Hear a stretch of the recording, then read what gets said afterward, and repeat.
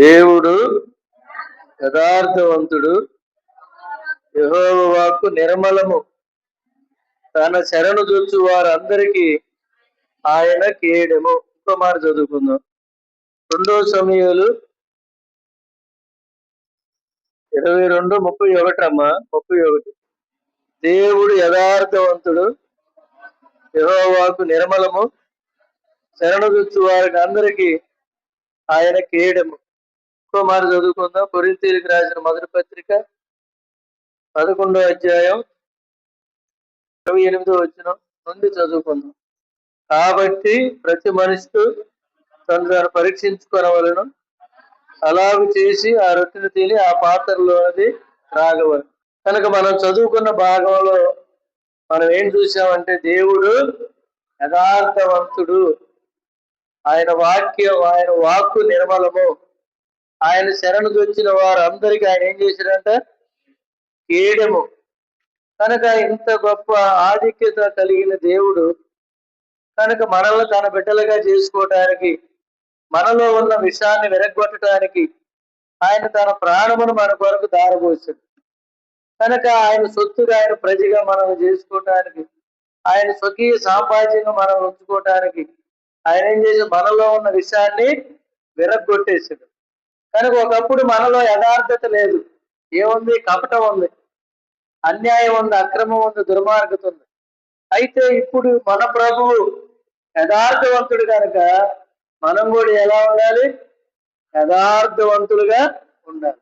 అయితే గ్రంథం ఏం చెబుతుందంటే, యథార్థవంతులకు ఆయన ఏ మేలు చేయక మానడు అని రాసింది. కనుక ఎందుకు మనం మేలు పొందలేకపోతున్నాం? ఎందుకంటే మనలో యథార్థత లేదు. కనుక మనం చెప్పే మాటలను బట్టి, మనం చేసే పనులను బట్టి, మన ప్రవర్తనను బట్టి మనలో యథార్థత ఉందా లేదా అని మనలో మనం ఏం చేయాలా? పరీక్ష చేసుకోవాలి. ఉదాహరణకి ఏదైనా హోటల్కి వెళ్తాము, కనుక మనకు ఆడు బిల్లు ఇవ్వడు, టిఫిన్ తిని ఎవరు అడగట్లేదు అని బయటికి వచ్చేయకుండా ఆయన దగ్గర ఏం చేయాలి? మనం బిల్లు తీసుకోవాలి. కొన్నిసార్లు మనం ఏం చేస్తామంటే, ఆయన టిఫిన్ బిల్లు ఇస్తాడు, వాటర్ బాటిల్ బిల్లు ఇవ్వడు.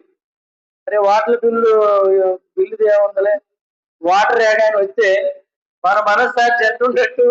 యథార్థత కోల్పోయి తెల్లారి పొద్దున వెళ్ళి ఏమండి వాడు బిల్లు వాటర్ బాటిల్కి లేదు, ఇదిగోండి 10 రూపాయలు అని ఇస్తే, దేవుడు నిన్ను చూస్తున్నాడు కాబట్టి దేవునికి నువ్వేం చేసావంట?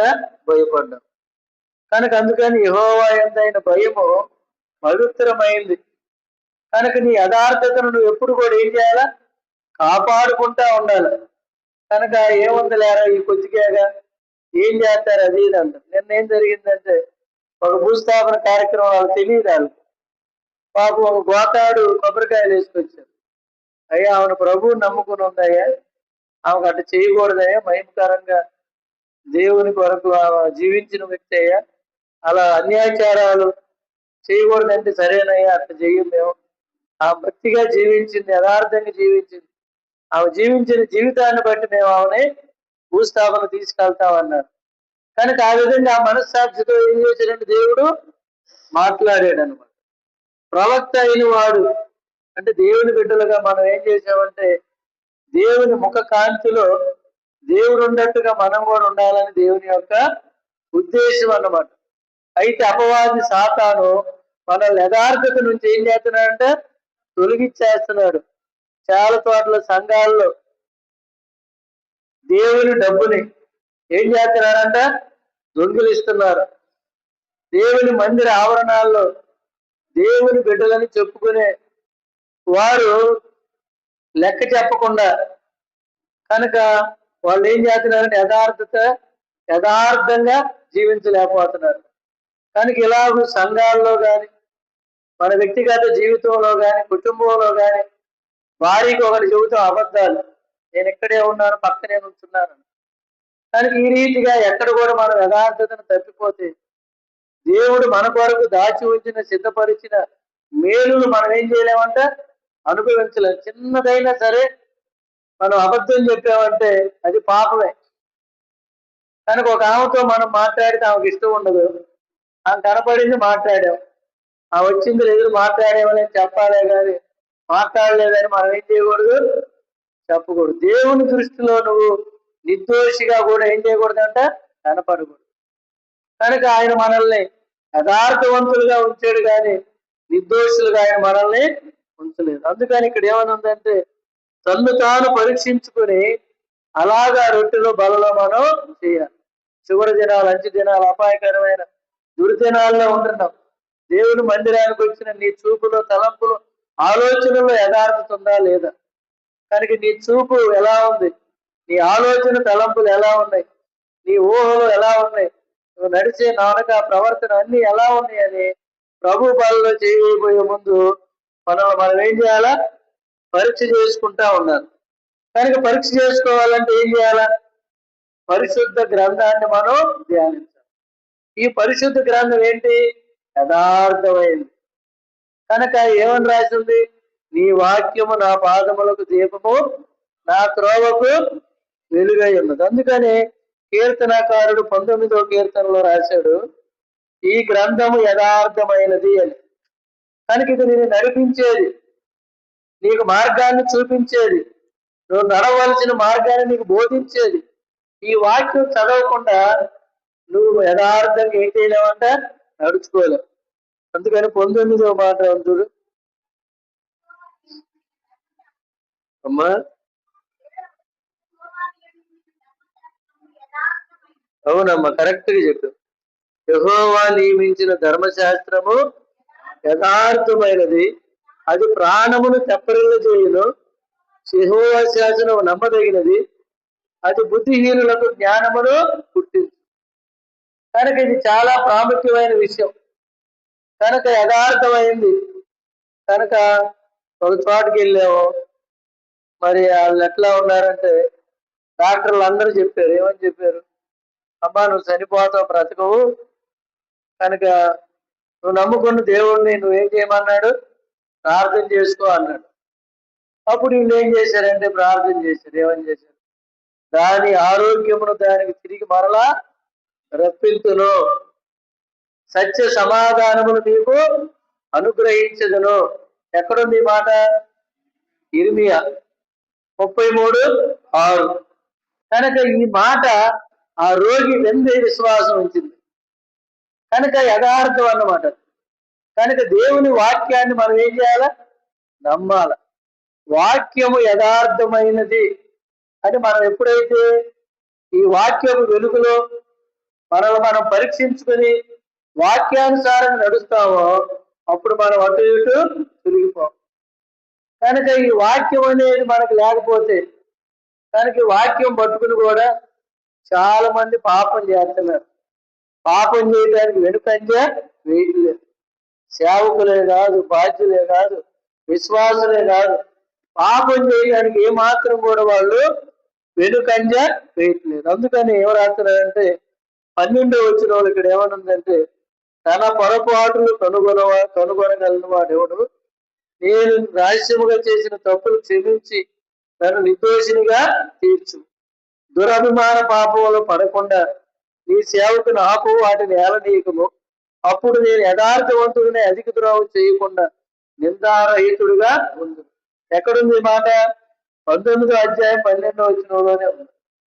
కనుక మనల్ని మనం ఏం చేసుకుంటామంటే అధిక ద్రోహం చేయకుండా, దురభిమాన పాపంలో పడిపోకుండా నేను యథార్థవంతుడిగా ఉండేటట్టుగా ఏం చేయమంటున్నాడు, దేవుని దగ్గరికి వచ్చి దేవుని మీద ఆధారపడుతున్నాడు. కనుక ఈనాడు ప్రభు బలలో చేయబోయే ముందు కనుక మనం యథార్థంగా ఉన్నావా లేదా, చెప్పేది ఒకటి, చేసేది ఒకటి. కనుక మన జీవితం అలా ఉంటే దేవుని దృష్టికి మనం ఏం చేస్తాడంటే కపటం అన్నమాట. యథార్థానికి వ్యతిరేకం ఏంటి, కపటం, అబద్ధం, మోసం, అన్యాయం, అక్రమం, కనుక తిరుగుబాటు, ఇలాగ మనం ఉంటున్నాం. ఇంకో మాట ఏమనుందంటే 119వ వచనంలో ఏమనుందంటే 119, 117లో ఏమనుందంటే ఆయన శాసనములు యథార్థమైనవి అని ఉంటుంది.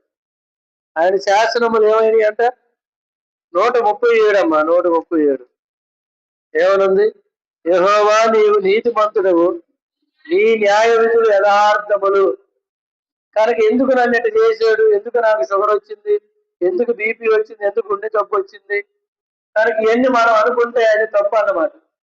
ఆయన శాసనములు, ఆయన న్యాయ విధులు యథార్థమైనవి. ఎవరికి ఏం చేయాలో, ఎలా చేయాలో ఆయనకు అన్ని తెలుసు. కనుక మనం త్రోవ తప్పిపోతాం. ఎప్పుడు పోతాం? దురాభిమాన పాపములు. మనల్ని మనమే మంచోళ్ళు అని ఎంచుకుంటాం, మనల్ని మనమే భక్తిపరులు అని ఎంచుకుంటాం, మనకంటే మంచోళ్ళు లేరని మనం చెప్పుకుంటాం. కనుక ఇదంతా అబద్ధం. యథార్థవంతుడు ఆయన ఒక్కడే. కనుక ఆ యథార్థతను మనం కూడా కలిగి ఉండాలంటే మొట్టమొదటి ఏం చేయాలి? దేవుని గ్రంథం యథార్థమైందని నమ్మాలి. రెండోది, ఆయన న్యాయ విధులు యథార్థమైనవని నమ్మాలి. మూడోది ఏముందో చూడండి, ఆయన ఆవరణం యథార్థమైంది. చూడండి 111, దేవుని మందిర ఆవరణంలో కనుక దేవుడు ఉంటాడు. కనుక ఇది యథార్థవంతుల సభ. ఈ యథార్థవంతుల సభలో కనుక ఈ సభ దేన్ని చూపిస్తుంది? యథార్థతని చూపిస్తుంది. ఇక్కడ యథార్థవంతులు లేరనుకో, ఇది యథార్థవంతుల సభ కానే కాదు. దేవుని ఆవరణం ఎలాంటిదంటే యథార్థమైంది. కనుక నువ్వు యథార్థంగా లేకపోతే, కనుక నీవు భక్తిహీనుడుగా, బుద్ధిహీనుడుగా, కనుక లోకానుసారంగా లోకపు యొక్క ఆశల కోరికలకి తప్పిపోతే ఏం చేస్తామంటే యథార్థతలో నుంచి తొలగిపోతా ఉంటాం. కనుక ఈ రీతిగా ఆయన కార్యములు యథార్థమైనవి, ఆయన మార్గములు యథార్థమైనవి. కనుక హృదయ రహస్యాలు ఎరిగిన దేవుడు, హృదయ అంతరంగాలు పరీక్షించి పరిశోధించే దేవుడు, కనుక ఆయన మాట తప్పని మార్పు లేని దేవుడు, నిన్న నేడు నిరంతరము ఏకరీతిగా ఒక్కరీతిగా ఉన్న దేవుడు నిన్ను నన్ను చూస్తున్నాడని గమనం గ్రహింపు కలిగి భయంతో మనం ఏం చేయాలా? ఆయన రాకడ కొరకు యోగ్యంగా మనం ఏం చేయాలా? సిద్ధపడాలి. అలాగే దానియేలు ఒక మాట ఉంది చూడండి, దానియేలు గ్రంథం 17 4వ అధ్యాయం, దానియేలు 4:37 చూడండి అమ్మా. ఇలాగ నెబుకద్నెజరు, నేను పరలోకపు రాజు యొక్క కార్యములని సత్యములను ఆయన మార్గము న్యాయములే ఉన్నవని గర్వముతో నటించు వారిని ఆయన శక్తుడని ఆయన స్తుతించుచు కొనియాడుచు ఘనపరుచుతున్నాను. కనుక ఆయన కార్యములు సత్యములు, ఆయన మార్గములు న్యాయములై ఉన్నాయి. కనుక ఆయన మార్గములు, ఆయన కార్యములు ఏమై ఉన్నాయంట? సత్యం అంటే అర్థం ఏంటంటే యథార్థం. అరే నేను దేవుడు తోడు నిజంగా చెబుతున్నాను, బైబిల్ మీద కొట్టేసి యథార్థంగా చెబుతున్నాను అంటాం. కానీ పక్కన ఏం చేస్తాడు? భయంకరంగా మాట్లాడతాడు. కానీ ఇక్కడికి వచ్చి ఏం చెబుతాడు? కోర్టులో కూడా ఏం చెబుతారు? ఈ గ్రంథం మీద నేను చేయి పెట్టి యథార్థమే చెబుతాను, అబద్ధం చెప్పనని చెబుతాడు. కనుక అబద్ధ సాక్షులు కోర్టు కాడ ఉంటారు. ఒక 500 ఇస్తే అక్కడికి వచ్చేసి దీని మీద చేయి పెట్టి సాక్ష్యం చెప్పి 500 జేబులో పెట్టి మందు వేసుకుని ఇంటికి వెళ్ళిపోతారు. వాళ్ళ పని అదే 24 గంటలు. కనుక అలాగ మన జీవితం ఉండకూడదు. ఎందుకంటే దేవుడు మనల్ని యథార్థవంతులుగా చేశాడు, యథార్థమైన గ్రంథం ఇచ్చాడు, యథార్థమైన ఆవరణ ఇచ్చాడు. కనుక యథార్థమైన సభ, యథార్థమైన న్యాయ విధులు ఇచ్చాడు, యథార్థమైన కార్యాలు ఇచ్చాడు. ఇంకోటి చూడండి, ప్రకటన గ్రంథంలో ఒక మాట ఉంది 15వ అధ్యాయం. కనుక దేవుని బిడ్డలుగా భార్య భర్తతో కానీ, భర్త భార్యతో కానీ, తల్లిదండ్రులు పిల్లలతో కానీ, పిల్లలు తల్లిదండ్రులతో కానీ ఎప్పుడైనా ఎక్కడైనా అబద్ధం చెప్పావంటే నువ్వు యథార్థవంతుడు కానే కాదంట. కనుక వాళ్ళకి ఏం చేయాలా? ఉన్నది ఉన్నట్టు చెప్పాలి. కనుక ఒకళ్ళు రైల్లో వెళ్తున్నారు, ఏం చదువుతున్నారు పిల్లోడి గురించి?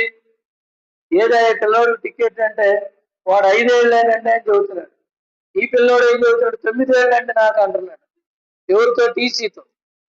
ఎంత వాళ్ళ ముందు తలంచుకోవాల్సి వచ్చింది చూసావా? యథార్థత మనల్ని ఏం చేయలేదంటే నిర్దోషులుగా నిలబెట్టలేదు, దోషులుగా నిలబెట్టు. చిన్న టికెట్టే ఏముంది, నలుగురు కొన్నా ఒక అడుగు కొను, అబద్ధం ఎందుకు? దానికి ఎలాగో మన భక్తి జీవితంలో అనేక సార్లు విశ్వాసులు బైబిల్ ఉంటుంది, తెల్ల బట్టలు ఉంటాయి, ప్రైజులాడు ఉంటుంది, అన్నీ ఉంటాయి. కానీ ఆత్మీయంగా మనం యథార్థతలో నుంచి తప్పిపోతా ఉంటాం. అందుకని ప్రభు బిడ్డలుగా ప్రాణం పోయినా కూడా ఒక ఆయన ఉన్నాడు మనకి. ఎవరైనా బూజు దేశంలో ఉన్నాడు. ఎవరంటే ఏబు. ఏబు ఏమంటున్నాడు చూడండి. కనుక మన జీవితం అలా ఉన్నప్పుడు మనం ఎలా ఉంటామంటే దేవునికి ఇష్టలుగా మనం 2:9 అమ్మ. అతడు ఒళ్ళు గోక్కుంటూ అతని భార్య వచ్చి, నీవింకను యథార్థతను వదలకు ఉందువా, దేవుని దూషించి మరణము నమ్మ. కనుక ఇక్కడేమని రాసిందంటే 22వ వచనంలో 1:22, ఈ సంగతులలో ఏ విషయమందును ఏ పాపమును చేయలేదు, దేవుడు అన్యాయం చేసినని చెప్పలేదు. కారణం ఏంటంటే ఇక్కడ ఏమని రాసిందంటే 8వ వచనంలో 1:8, అందుకు యెహోవా నా సేవకుడైన ఏబు సంగతి ఆలోచించావా, అతడు యథార్థవంతుడును న్యాయవంతుడునై ఉండి దేవుని యందు భయభక్తులు కలిగి చెడుతనం విసర్జించిన వాడు భూమి మీద అతని వంటి వాడు ఎవడనో లేడు. అంటే నీ గురించి నీ ఇంటి పక్క వాళ్ళు ఎవరైనా సాక్ష్యం ఇస్తారా? నీ సంఘంలో వాళ్ళు ఎవరైనా సాక్ష్యం ఇస్తారా?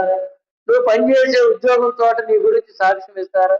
నువ్వు చేసే పనిలో ప్రతి చోట వీడు యథార్థవంతుడయ్యా, వీడు నీతిమంతుడయ్యా, వీడు భక్తిపరుడయ్యా అని చెబుతారు ఎవరన్నా? కనుక ఏబు గురించి ఎవరు చెప్పారు? పరలోకమందున దేవుడే ఏం చేశాడు? సాక్ష్యం ఇచ్చాడు. అబ్బో బైబిల్ తీసుకుని వెళ్తున్నారు, అబ్బో వాళ్ళకు అబ్బో అని మనల్ని ఏం చేస్తారు? ఉతికి ఆరేస్తారు బయట. ఎందుకు? కోపం వచ్చిందనుకో మన నోట్లో నుంచి ఏమొచ్చుద్దో మనకే తెలియదు. చాలా మంది బూతులు తిడతారు, చాలా మంది అబద్ధాలు ఆడతారు, చాలా మంది కనుక కాని మాటలు మాట్లాడుతూ ఉంటారు. దైవ భయం కొంచెం కూడా వాళ్ళకి ఉండనే ఉండదు. కనుక ఇలాగ మన జీవితం యథార్థత కోల్పోయే విధంగా శత్రువు మనల్ని ఏం చేస్తాడు? సులువుగా చిక్కులు పెట్టే పాపానికి మనకి దాసులుగా చేస్తాడు. ఇది మాత్రం గుర్తుపెట్టుకోవాలి. ఈ రీతిగా యథార్థవంతుడు అని రాసింది. కనుక ఏబు గురించి దేవుడు సాక్ష్యం ఇచ్చాడు, మోషే గురించి దేవుడు సాక్ష్యం ఇచ్చాడు, దావీదు గురించి దేవుడు సాక్ష్యం ఇచ్చాడు.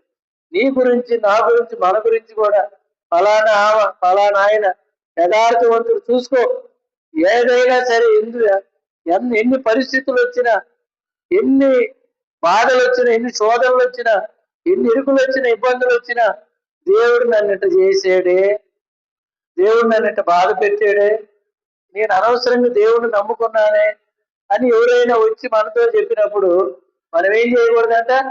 యథార్థతని విడిచిపెట్టాలి. కనుక మన హృదయంలో కూడా ఎవరికి తెలియకుండా మనం ఏం చేస్తాం? ఆలోచిస్తాం. కనుక మన భార్యకి మనం ఆలోచించేది తెలియదు, భార్య ఆలోచించేది భర్తకి తెలియదు. హృదయాన్ని, అంతరంగాన్ని పరీక్షించి పరిశోధించేవాడు దేవుడు. కనుక ఈ సంగతి మనం గుర్తుపెట్టుకోవాలి. యథార్థతను వదిలిపెట్టి చచ్చిపోయా అంటే ఏమన్నాడు? యథార్థవంతుడిని వదిలిపెట్టి అంటే ఏమన్నాడు? ఆ కింద ఒక మాట, అందుకు అతడు మూర్ఖురాలు, మాటలాడుతున్నట్లు మాటలాడుతున్నావు, మనం దేవుని వలన మేలు అనుభవించుదమా, కీడును మనం అనుభవం తగదా, ఈ సంగతుల్లో ఏ విషయం అందును ఏది నోటి మాటతోనైనా పాపము. కనుక దేవుని బిడ్డలుగా అనేక సార్లు చిన్న చిన్న విషయాల్లో మనం తప్పిపోతా ఉంటాం. కనుక పాపానికి చోటిస్తాం, యథార్థతలో నుంచి జారిపోతా ఉంటాం. చిన్న విషయమే. కనుక మనం ఏం చేస్తామంటే దేవుని దృష్టికి యథార్థవంతులుగా మనం ఉండలేం. అందుకనే మనం ఆరాధించేటప్పుడు ఏం చెబుతున్నాం? మనం ఆత్మతోను సత్యముతోను యథార్థంగా. కనుక నీ జీవితంలో జరిగితేనే చెప్పాలి, లేని దాన్ని, కాని దాన్ని, అది ఇది తీసుకొచ్చి 4 మాటలు పొలాయించకూడదు. ఆ విధంగా మనం ఏం చేయాలి? ఎప్పుడైతే ఆరాధిస్తావో మన ఆరాధనల మీద ఏమవుతాడు? ఆయన ఆసీనుడు అవుతాడు. మన ఆరాధనలు ఆయన ఏం చేస్తాడు? ఆగ్రానిస్తాడు. కనుక నీ ఆరాధన పరిమళ వాసనగా ఉండాలంటే యథార్థత కలిగి, కనుక చెప్పేది ఒకటి, చేసేది ఒకటి. మన విశ్వాసంలోనే చాలా మంది ఏం చేస్తారంటే కాని మాటలు మాట్లాడతారు. ఒక్క మాట మాట్లాడినందుకు మోషేని ఏం చేశాడు? కానానులో ప్రవేశం లేకుండా చేశాడు. మోషే ఎవరితోనని చెప్పాడా? అబ్బా ఎంత కష్టపడ్డానరా మీకోసం, నేను ఎన్ని తిప్పలు పడ్డానరా, కనుక ఎందుకు నన్ను రానియకుండా దేవుడు చేశాడురా, మిమ్మల్ని పంపుతున్నాడురా అన్నాడా? కనుక అందుకే మోషే గురించి ఒక మాట దేవుడు సాక్ష్యం ఇచ్చాడు. భూలోకం అందరిలో కంటే మిక్కిలి సాత్వికుడు. మిక్కిలి అనే మాట ఎంతో ఆ, ఆ, ప్రత్యేకమైన మాట. మమ్మల్ని మిక్కిలిగా ప్రేమించుతున్న అంటే ఎక్కువగా అని అర్థం అన్నమాట. మమ్మల్ని మిక్కిలిగా ప్రేమించుతున్న పరలోక తండ్రి అంట. కనుక మిక్కిలిగా అనే మాట ఎంతో ప్రత్యేకమైంది అన్నమాట. ఆ విధంగా మన జీవితంలో యథార్థతని పోగొట్టుకోకుండా ఏం చేయాలి? మనం కాపాడుకోవాలి. దానియేలు చెప్పాడు, ఆయన కార్యములు, ఆయన మార్గములు యథార్థమైనవి అని చెప్పి. అందుకని మత్తయి సువార్త 5వ అధ్యాయంలో ఒక మాట ఏమనుందంటే, దేవుడు పరిపూర్ణుడు కనుక మనం కూడా ఏమయ్యాలంటే ఆయన పరిపూర్ణతలోనికి రావాలి. కనుక అవునంటే అవును, కాదంటే కాదు. అబ్బా నిన్న అడగకపోయామంటారు, అబ్బా నిన్న డబ్బులు ఉన్నాయి జేబు నిన్న అంటాం. డబ్బులు ఉంటాయి, ఈటానికి మనకి మనసు ఉండదు. కనుక మేలు చేయనెరిగి ఉండి కూడా మేలు చేయకపోతే పాపం. కనుక దేవుని బిడ్డలు సునాయాసంగా మంచినీళ్ళు తాగినట్టు చెబుతారు. నేను చాలా మందిని ఎరుగుదు. నేను కూడా అనేక సార్లు తప్పిపోయి ఇంటికి వెళ్ళి మళ్ళీ క్షమాపణ అడిగాను అన్నమాట. కనుక మానవ బలహీనలు కనుక అరే అనవసరంగా అన్నానే ఈ మాట, అబ్బా తొందరపడ్డానే, అనకుండా ఉంటే పోయేదే. మనస్సాక్షి గద్దించినప్పుడు మనం ఏం చేయాలా? సరి చేసుకోవాలా. ఆయన రక్తం చేత మనం ఏం చేయాలా? కనుక కడగబడాలి. చూడండి ఇక్కడ ఏమని రాసిన మత్తయి సువార్త 5వ అధ్యాయం 48లో ఏమన్నదంటే, మీ పరలోకపు తండ్రి పరిపూర్ణుడు కనుక మీరును పరిపూర్ణులుగా ఉండండి. కనుక పరిపూర్ణులు కావాలంటే ఏమన్నది? ఆయన గ్రంథం యథార్థమైంది, ఆయన యథార్థవంతుడు, ఆయన న్యాయవిధులు యథార్థమైనవి, ఆయన ఆవరణ యథార్థమైంది, ఆయన కార్యాలు యథార్థమైనవి, ఆయన మార్గాలు. కనుక నీవు ఇందులో లేకపోతే కనుక నువ్వు పరిపూర్ణుడు కాలేవు. అందుకే యేసు ప్రభు వారు ఏం చెప్పారంటే, కనుక నేను పరిశుద్ధుడినై ఉన్న ప్రకారం మీరును పరిశుద్ధులే, నేను పరిపూర్ణుడై ఉన్న ప్రకారం మీరును పరిపూర్ణ, నేను నా తండ్రి ఏకమై ఉన్నలాగున మీరును నాలో ఏకమై. కనుక ఆ విధంగా ఏం చేస్తారంటే ప్రత్యేకంగా మనకి జ్ఞాపకం చేస్తారు.